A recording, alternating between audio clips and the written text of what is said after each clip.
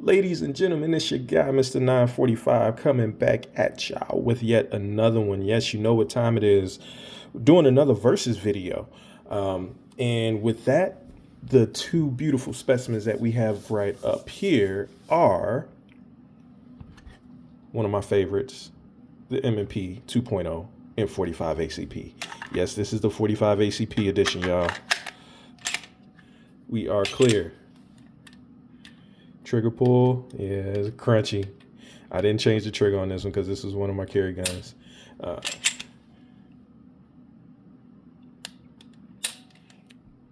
It's crunchy, but it's good.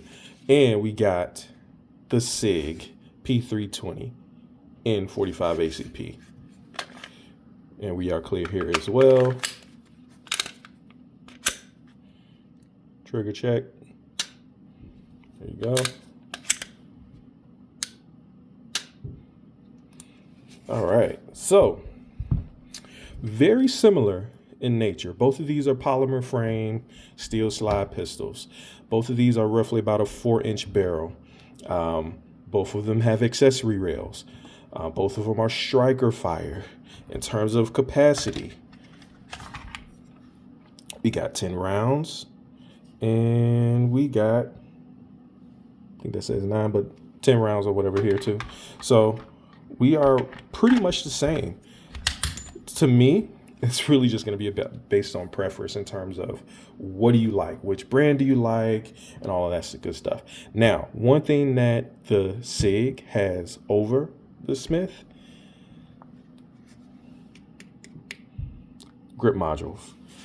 You can actually swap out the grip modules on your SIG, and the trigger pack or the trigger group is the serialized component, so you can basically just kind of pop that out and put on a different size grip module, a different color grip module if you want.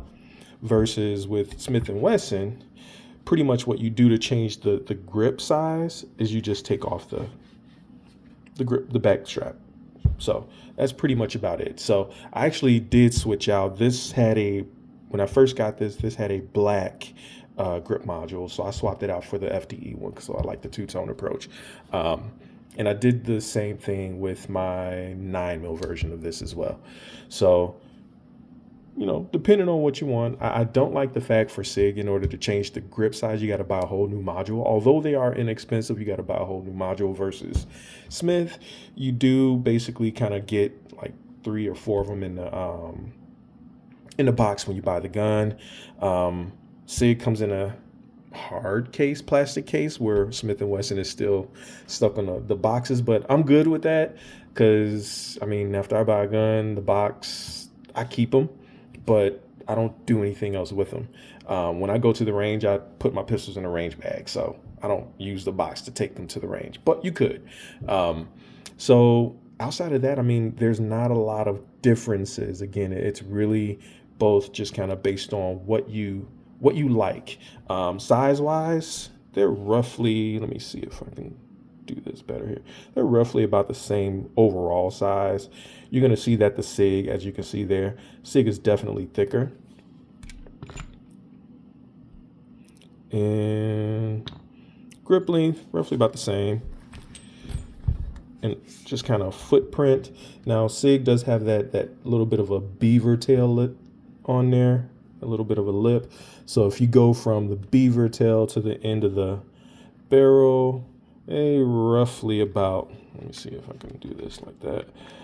They're roughly about the same, so to speak. Yeah, they're roughly about the same. But if you do just kind of from the back of the slide to the front, the SIG is a little bit shorter. So just keep that in mind. And then you have a little bit of a higher bore axis or height over bore with the SIG. So in terms of shooting experience, do those minimal differences equate to a different shooting experience? Some may argue yes. For me, you already know that I like the Smith & Wesson, and I would actually pick the Smith & Wesson over the SIG. I like the grip on both, but the Smith & Wesson locks into my hand a little bit more. And that's just because of the texture on there. A lot of people don't like the texture. I do. But that's for me. This is a little bit smooth for me. And of course, you can get like whole grips or anything like that you can put on there as well. But needless to say, no knock to SIG. This is a great shooter as well. And no, this has not accidentally discharged or anything crazy like that. I don't know what was going on there. But yeah, for me, this has been fine. Reliability wise, both have been 100% flawless. Yeah, so I have no complaints on either. But which one would I pick? Oh, I guess the other difference, SIG has actually 4 serrations, where Smith, maybe they'll update all of their pistols with the 45s and everything too with the, no, I think they did. Yeah, I think they did for the Performance Center model and the tactical model. So put some higher serrations on there. That's the only thing I don't too much care for. But I'm not a press check guy. Usually what I do to check is that, that's usually what I do.